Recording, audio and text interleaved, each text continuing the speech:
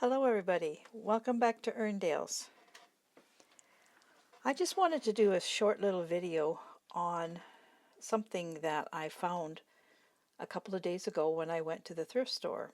If you watched my last video, you would have seen that I was going there to look for some fabric for a project. But as always, I go looking, first place I go is to the craft section or whatever kind of section holds fabric and knitting needles and all that kind of good stuff. And I did the same. And I found something that really has excited me. Not this. This is something that I did. So, what I want to talk today about is crewel embroidery. You don't see it around very much anymore. In fact, I don't think it is around anymore. Maybe I'm wrong, at least not where I live. This is a piece that I did, I think around 1971 or 2-ish. I did so much crewel embroidery for so many years. When I first learned to embroider, I was just a child, and my mom had a group of girls that she had this group. It was Explorers. It was a church group, but we had to learn different things to get our stars on our shirts. Sort of like brownies was the same type of idea.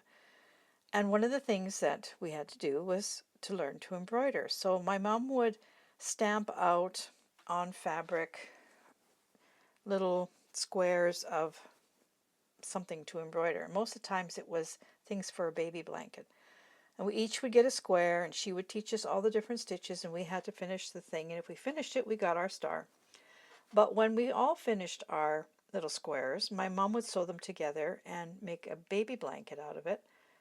And we would donate the baby blanket to a woman's shelter. And I think every year there was like 3 or 4 big baby blankets that went out, made by children, and it was great. You felt like you had done something really great for somebody who was having a rough time. But now I realize that there was much more to that. I learned a task that I would not have learned otherwise. And I loved to embroider. I still do. And I love to stitch. It's one of the best things ever.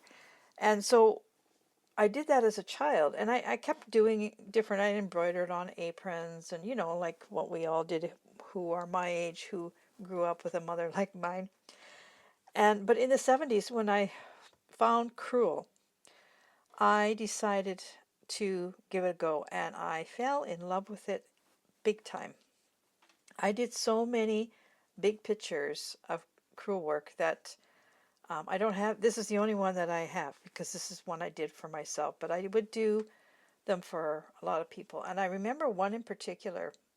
I did it for my brother, and it was a wagon, an old wagon sitting in a field of wildflowers, and it was a big piece. It was a massive, big portrait of this wagon, and the wagon was solid. It was all like this. It's completely solid, and the wagon probably was the size of this whole thing here. And then all the wildflowers. I think it took me about a year to do it, and my brother had picked it out. He wanted this, and it was a labor of love. Anyway, I think my nephew might still have that piece, but that was one of many, many, and this is another one I did back. The Hummels were really the little Hummel characters. I did so many Hummel pictures, and I can't even remember all the ones I did. So this is the one I kept. And there is something about crewel embroidery that I think surpasses a lot of other thread, yarn, stitching type of projects. There's a depth to it that is not there with cross stitch or other types of embroidery. I think it's got an edge on that because of the shading that you can do. I know you can still do that with cross stitching, but it doesn't come across quite the same way as crewel does. So this is the piece I have. I did this for myself. It always hung over the piano or the organ, whatever big instrument I had to hang it over. And now it lives here, up here in my little nook. So anyway, I guess you can tell what I found at the thrift store. I'll show you. And it made me so excited. I don't think I've been this excited about something in a very long time. So this little kit was sitting up on a shelf, and it was $3. And this is actually the thread, the yarn, is what attracted me because I've been looking for some. I used to have a lot of tapestry yarn because that's what this is. I had boxes of it, and I gave it all away because I didn't think I would ever use it again. And it was needlepoint tapestry, crewel, all that kind of stuff, all in this box, and I gave it all away. And probably 2 weeks after I gave it all away, I kicked myself. Anyway, I've been looking for this kind of yarn because I want to incorporate it into some stitching projects. Not to do crewel work, but because to add it to other things, maybe to couch it or something. Anyway, so this is what caught my eye. I wasn't even thinking about what was behind it. I was just thinking, oh, look at, there's some yarn. I could use that. I'm going to buy it. So $3, I bought this little kit. And what a surprise when I opened it. I have already opened it. This isn't, for one thing, this wasn't visible. These weren't visible. They were buried. But a really nice set of very sharp embroidery scissors. Now, that alone was worth more than $3. They're nice ones. I can't read what it says. Made in Germany. Yeah, they're really, really sharp. So that was worth it right there. And I'm just going to pull all of this out. Oh, and then there, ouch, hold on. There's two threads, two things of brown thread with needles in them. This is an embroidery needle. I thought there was more than one. Hope I didn't lose one.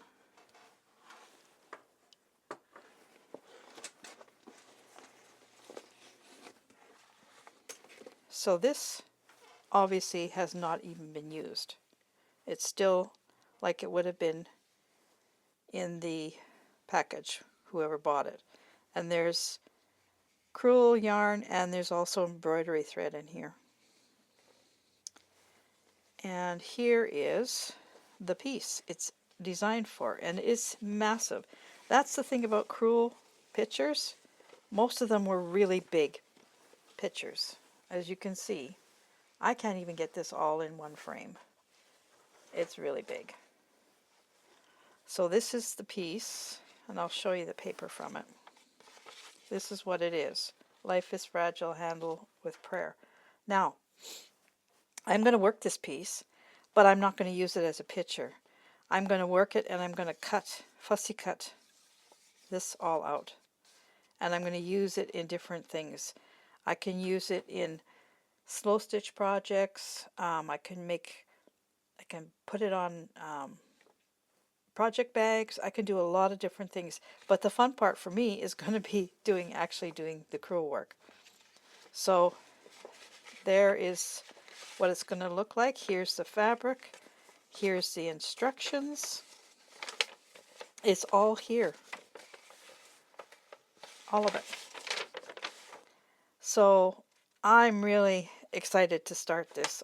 This is going to be a long-term project, obviously.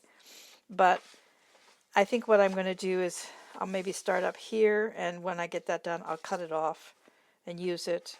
Maybe do this. When I get that done, cut it out, use it, that kind of thing. I might even split this up a little bit because this is going to be quite large. But yeah, I'm really looking forward to this. So not only one, but there was two. There's another one in here. Look at, I didn't even know that. So this one, this pattern had two, but the only one that's in here is this one. So obviously whoever had this did that one. So again, the needles are with them. I have a lot of Crewel needles anyway, but that's this one. And this one too. I can do this and it can go on a bag, on a project bag for a little Christmas project bag. It would be so adorable.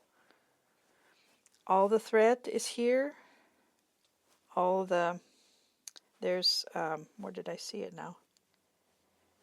Thread, and there's somewhere in here there was, oh, here it is. All the floss as well. So, I don't know, I think I might do this one first because I could make a Christmas bag for somebody. And it's smaller to get me going on it again. But I'm so excited. Oh my goodness sakes. And this one has the Delta. Do you remember when they called these a Delta? Yeah.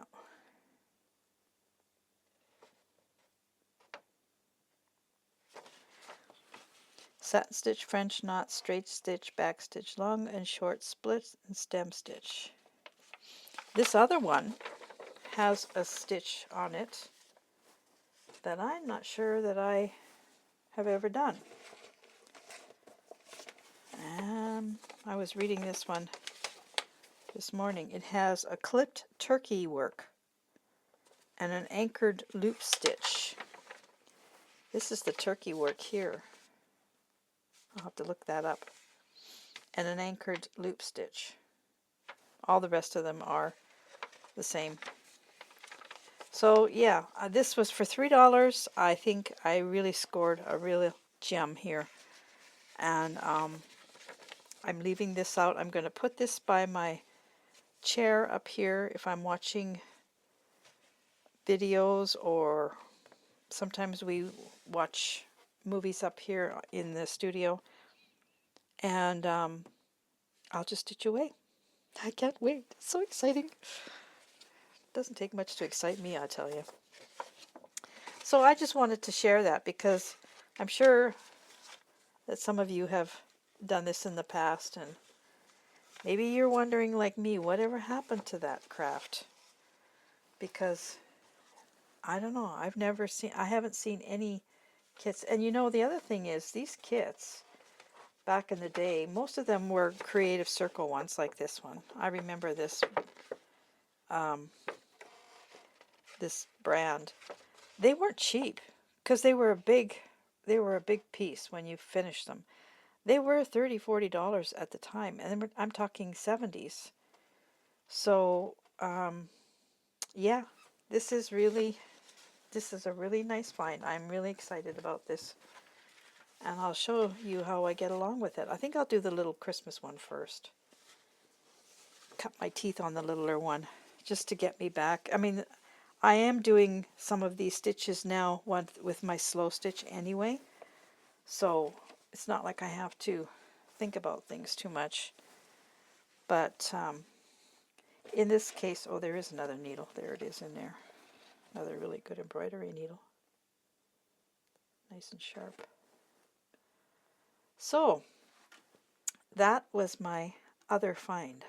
I did get some fabric for my other project, which I will show you with the other project, but this I wanted to show you separately. So how wonderful is that? Ouch, I just poked myself with a needle. Crewel embroidery. I say bring back the Crewel. I hope you enjoyed this. Maybe it took you down memory lane, and maybe for some of you who are younger, you might not have even been aware of this.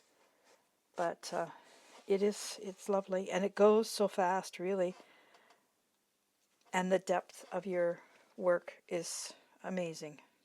Totally amazing. So thanks for watching, and I'll see you real soon with something else. Take care, everybody. Bye for now.